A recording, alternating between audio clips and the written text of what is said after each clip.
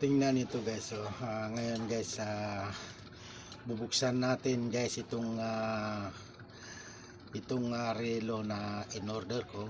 Ito in-order ko ito sa Shopee guys. Ito. So actually mura lang ito guys, mura lang. Kaya nga lang, siyempre nakita ko sa Shopee na maganda pero mura lang siya at nakita ko na Seiko 5 21 viewers automatic. So siyempre nagustuhan ko kasi unang-una mura lang siya pero Seiko 5 21 viewers automatic ang nakalagay. So in order ko guys. Ngayon ito nagulat ako guys nang buksan ko ay napakagaan yan. Ito guys, so magaan masyado guys, kaya hindi ko akalain na ganito kagaan kami. Kaya nung mahawakan ko na bakit siya magaan, medyo nagduda ako guys na siguro mali lang siguro yung mali lang siguro yung pagkakakita ko dun sa litrato, no. Hindi ko lang siguro natingnan na maayos yung niya doon kasi in-order ko talaga, akala ko naman para sa akin. Yun pala guys, nagulat ako nang mabuksan ko.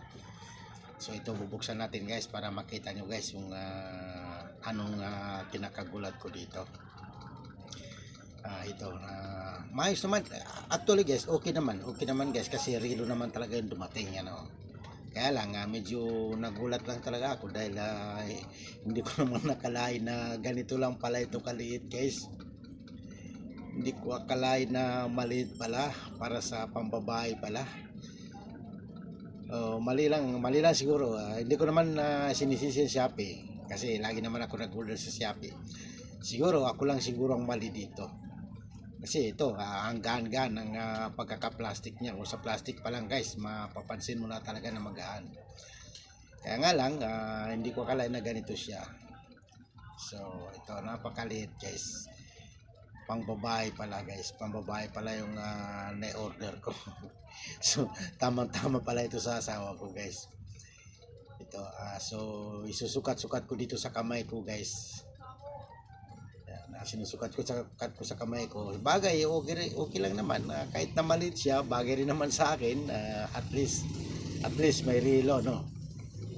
At least may relo. At mura lang siya.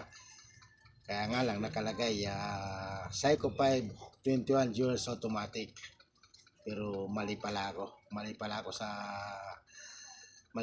sa pagkatingin. Hindi ko naman masabing naloko ako. Hindi, ako lang talaga, naloko ko lang yung sarili ko. Kasi mali pala yung pagkakatingin ko kasi nakita ko doon ay Seiko 5 21 joules automatic. Yung pala pala guys, automatic quartz pala, kaya mali pala ako doon. Ito guys, at least guys, dumating ng maayos, dumating na relo naman siya, pero maayos naman, at least may relo, no? Medyo hindi nga lang bagay sa kamay ko kasi maliit lang siya. Pambabae siya, nakakala ko pang lalaki. Okay guys, maraming salamat sa inyong panonood. Magandang